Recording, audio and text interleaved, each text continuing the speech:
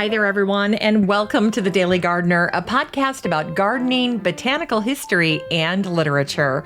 I'm your host, Jennifer Ebling, and today is September 10th, and it's good to be back.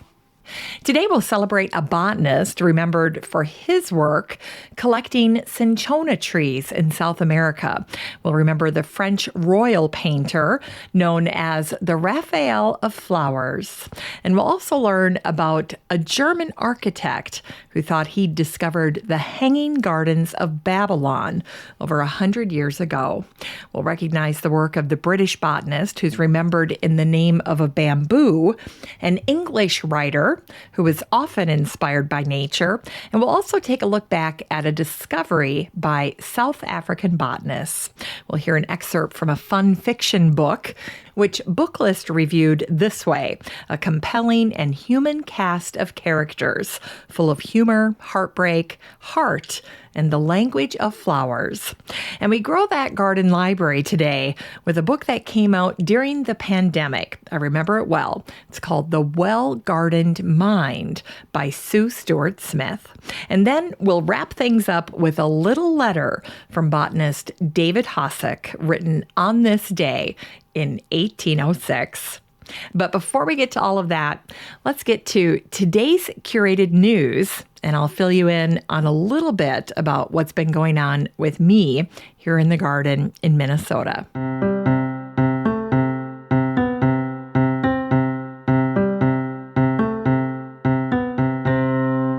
All right. Well, I am so excited to share with you today's curated news. It's actually a curated recipe, but when I saw it, I thought, I have to share it because it's just too good, and it's a novel way to combine Rice Krispie treats with pumpkin pie. So I wanted to share this with you. When I saw it, I could not get it out of my mind, and I'm definitely making these in the coming weeks if I don't get a chance to do it this weekend at the cabin. But these are called pumpkin pie cereal treats, and I ran across this in Better Homes and Gardens. So imagine what you're going to do is you're going to take Rice Krispie bars and you're going to kind of fashion them into little miniature muffin cups. So they actually end up looking like they're little pie crust for this miniature pumpkin pie that you're making. And then you fill it with pumpkin pie filling. And then the piece de resistance is adding a little dollop of white frosting. I cannot wait to make these. I've got two kids that especially love pumpkin pie. They're going to go crazy for this. And plus, it's just a very clever spin on Rice Krispie treats, which could use an update. So I thought this was fantastic, and I thought you would really enjoy it. So I will include a link to this post in the Facebook group for the show. So if you'd like to read it for yourself, you can easily find it there. There'll also be a link to it in today's show notes. All right, that said, I cannot believe it is September 10th. My kids are back to school. My husband and I just celebrated our 30th wedding anniversary, and we have a new dog. We have a dog who is a black lab. He's named Max, and he has been the most wonderful addition to our family. And so good for me personally. I've lost 10 pounds since I got this dog because every day I have to wake up and come up with new ways to exercise Max. He's a very active black lab. He's very smart, and he needs a lot of variety. So I'm getting very familiar with all of the dog parks around me, and he's been a wonderful addition to the gardens when I'm working with my student gardeners because they give him a ton of attention, but like me, he also gets tired being in the garden. So that's been a win-win as well. Now, let me tell you about working with my student gardeners this summer. I had the biggest group of kids that I have ever worked with. I had about 50 student gardeners between my place here in Maple Grove and then up at the cabin. I had a whole nother group of kids that I was working with, and they were fantastic. I always say they're my arms and my legs, especially since I was diagnosed with arthritis. And so these guys are able to help me in the garden get everything that I want to get accomplished. And at the same time, they're learning and growing about all things garden. Now, highlights from this year include tons of pruning because, of course, during the pandemic, when I was living up at the cabin, I completely neglected this garden down here in Maple Grove. And so we came back to a totally wild and woolly garden that needed to get under control. So the name of the game this year was pruning, pruning, pruning. And I can't tell you how many trips we made to the yard waste place. I think they know me and Max there quite well. Now, if you've been a longtime listener of the show, you know that I have adopted the mantra that nothing green or brown leaves the property. And in general, I would say that is true. The only exception to that has been this year because there was just so much plant material that we had to take down. There was just no more room for all of the things that I needed to compost. So I brought some of it to the city and so contributed to the city's compost efforts in that way. Also picked up a few plants, of course, that I found in the garden waste there. Hard for me to pass up an iris or a hosta. And what else? Let's see. We took down the swing set in the back. After 20 years, it was time for that to go.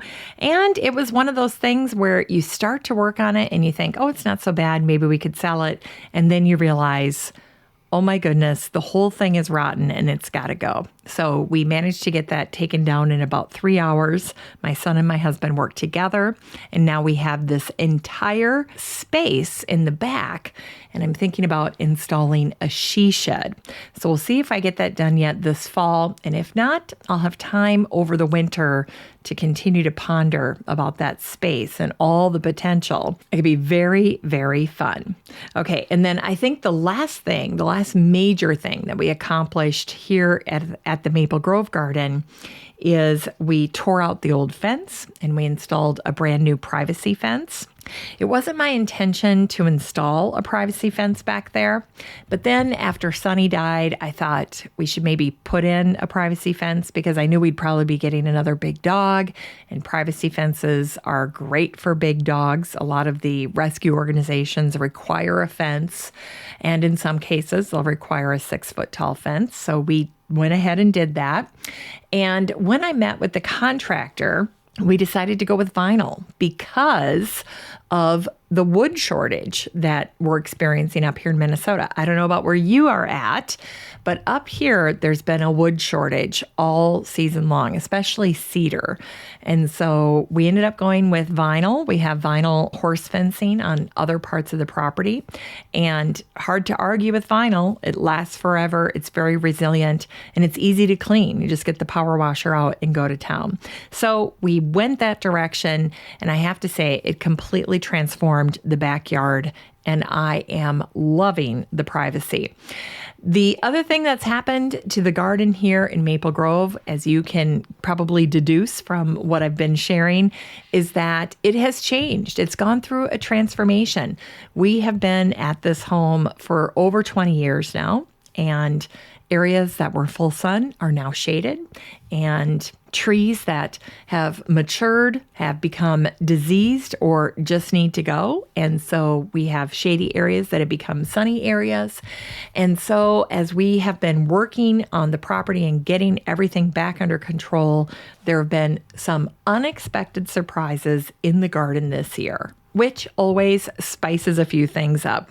Now, up at the cabin garden, one of the things we did is we brought in about 10 tons of boulders, ranging from about 6 inches to 12 inches. So on the smaller side, but they can still be extremely heavy.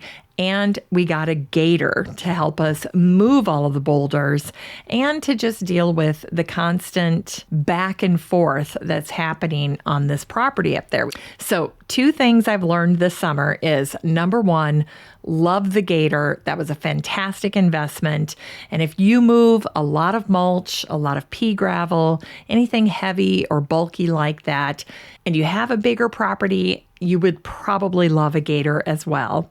This one actually has a little pickup bed that we can load things into and then dump. So it makes it very, very easy to move things around.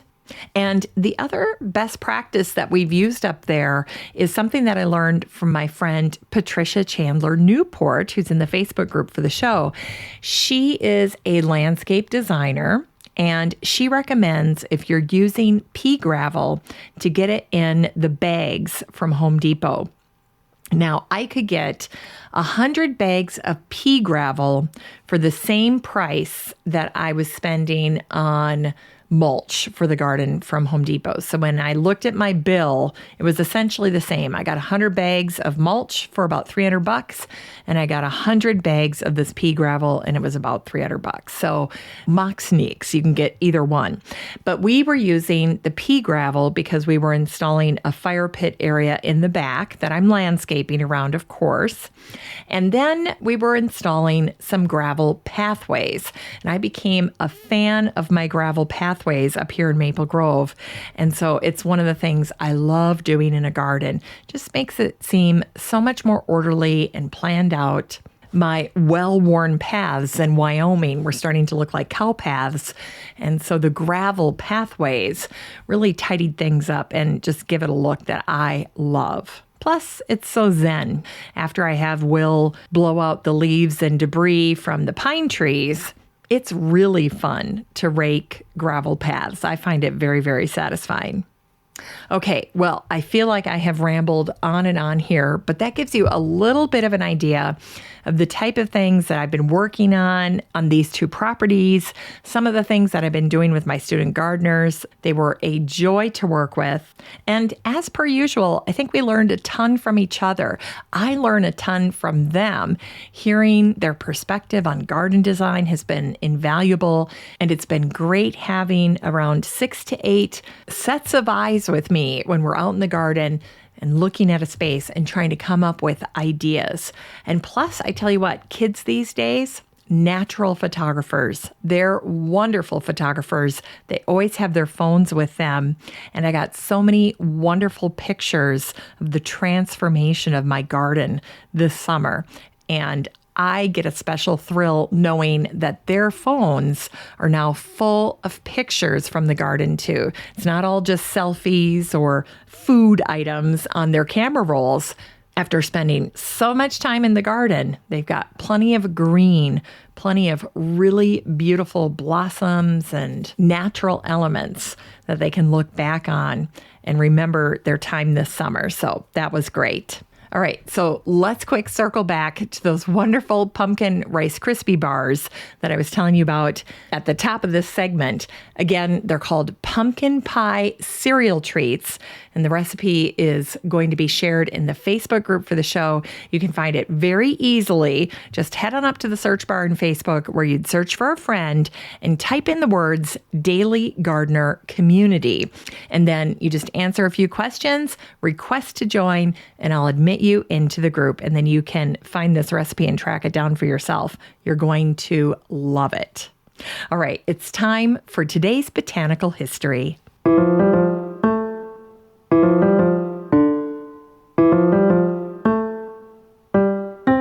All right, here's Botanical History for today, September 10th.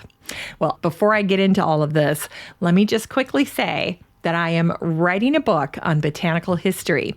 And so as I spend a great deal of time mining through tons of research, a lot of what you will find in that book is from this segment of the show, a segment that is near and dear to my heart, botanical history. And so for today, on this day, September 10th, back in 1817, we saw the birth of Richard Spruce, the English botanist and bryologist, and a fearless explorer. He spent 15 years botanizing along the Amazon River, and by the time he wrapped things up, he managed to smuggle out cinchona saplings, which at the time were a promising treatment for malaria, and it ended up working. They made plant exploration safer and travel in general. Now, as for Richard Spruce, he was most fascinated by small plants, things like unassuming mosses and liverworts. He once wrote, "I like to look on plants as sentient beings, which beautify the earth during life, and after death may adorn my herbarium. And it was also on this day, September 10th, in 1825, that the French king Charles X honored the Belgian painter Pierre-Joseph Redouté with the Legion of Honor. To test his skills, Queen Marie Antoinette once summoned Redouté in the middle of the night, and she ordered him to paint her a cactus. He did. Redouté was also a favorite of Josephine Bonaparte, and her flowers at Malmaison are the subjects of his most beautiful work. A master painter of lilies and roses, Redouté was known as the Raffaele of flowers, and I have 2 of his paintings in my master bath upstairs. I love them.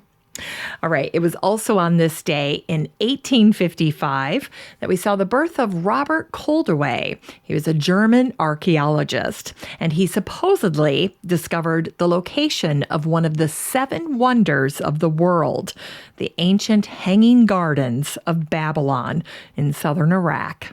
He also found the famous Ishtar Gate in 1902, which he cut into pieces and then smuggled to the Pergamon Museum in Berlin, where it remains to this day. Despite working for over 2 decades, the Hanging Gardens site was only half excavated when Robert was forced to leave the country in 1917. Now, his discovery of the gardens has since been refuted. And it was on this day, September 10th, back in 1870, that Lillian Gibbs, the British botanist, was born. When she wasn't working at the British Museum in London, she was going on expeditions. She was the first woman and botanist to ascend Mount Kinabalu in Borneo in February of 1910. She discovered many new plants and is remembered by many plant names, including the Racemobambus gibbsii, or Mrs. Gibbs bamboo. And it was on this day, September 10th, in 1903, that the English literary critic and writer Cyril Connolly was born. In his piece called The Unquiet Grave, he wrote, "Fallen leaves lying on the grass in the November sun bring more happiness than daffodils." And finally, it was 40 years ago on this day, September 10th, in 1981, that the Lancaster New Era, a newspaper out of Pennsylvania, featured a story about the impact of hormones on plant growth. Turns out that South African botanists had discovered that a birth control pill pushed into the soil next to a plant stem produced dramatic effects on growth and improved foliage. Research has shown that hormones in the pill accelerate fertilization and the development of plants. It's time for today's Unearthed Words.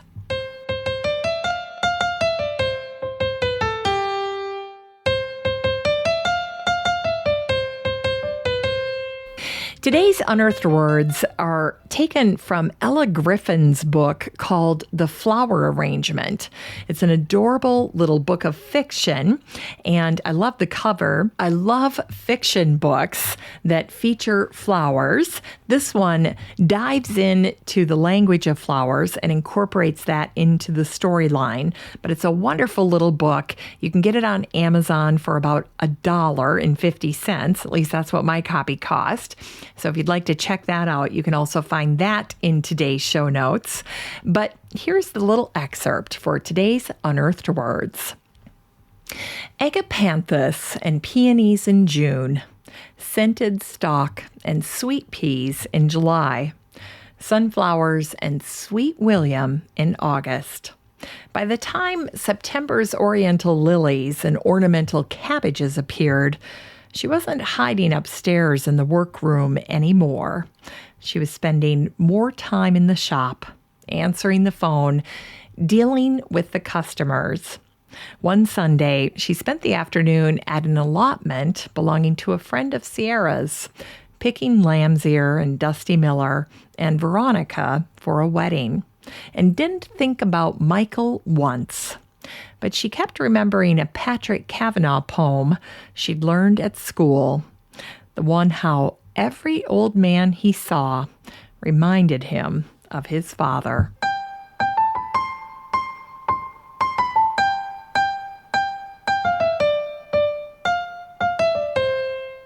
All right, it's time to grow that garden library with today's book, The Well-Gardened Mind by Sue Stuart-Smith.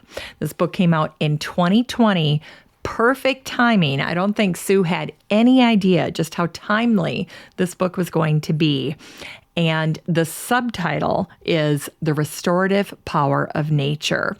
Now, I remember when Sue's book came out, I heard an interview with her and also a gardener, an urban gardener in California. And the two of them together talked about the importance of gardening. And for so many people who were really suffering at home during the pandemic, gardening became a way of coping, along with pets. A lot of people got pets during the pandemic. This is why it was so hard to adopt a pet on Pet Finder or source plants and seeds. In fact, we're still struggling with the repercussions of that particular year because growers not only sold their plant inventory for 2020, they often borrowed against some of the plant material that they were saving for 2021. Of course, many of us know the healing power of gardens. Now, what I loved about Sue Stuart-Smith and her take on all of this is that Sue really approaches it from her area of expertise, which is psychology, and of course, her own personal love of gardening. Now, I love this aspect of gardening, and I could do a deep dive on this all day. I love talking about it. I love reading about it. And that's one of the things I really like about Sue's book is that she offers endless examples of the power of gardening and its impact on our brains, on our thinking, on our ability to be happier, to continue to process and learn and grow. It's so, so powerful. And of course, now it's been over a year since this book has been out. So if you're looking for used copies, there are definitely some available on Amazon. I tell people that Sue's book is 352 pages of garden power, the power to heal, the power to restore, and the power to save us. You can get a copy of The Well-Gardened Mind by Sue Stuart-Smith and support the show using the Amazon link in today's show notes for around $10.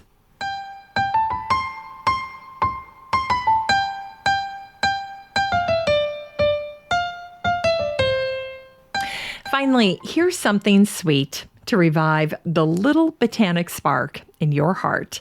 It was on this day, September 10th, back in 1806, that the botanist David Hosack wrote to Thomas Jefferson at Monticello about Lewis and Clark.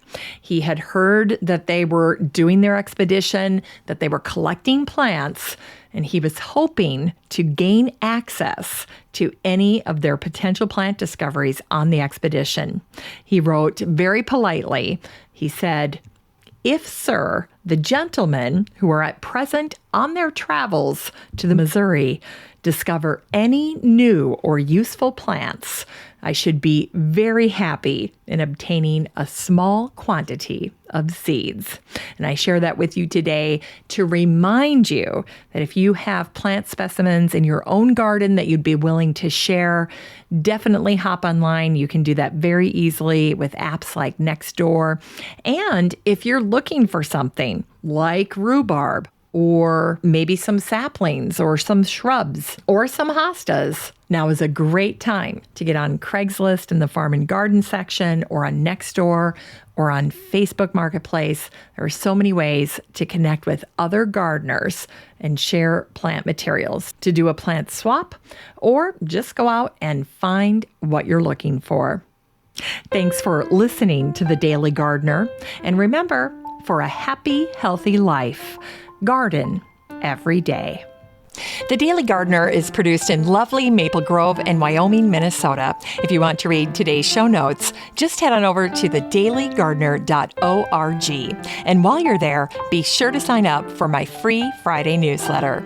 And don't forget that you have a standing invitation to join the free Facebook group for listeners of the show. Just search for Daily Gardener Community the next time you're on Facebook and request to join.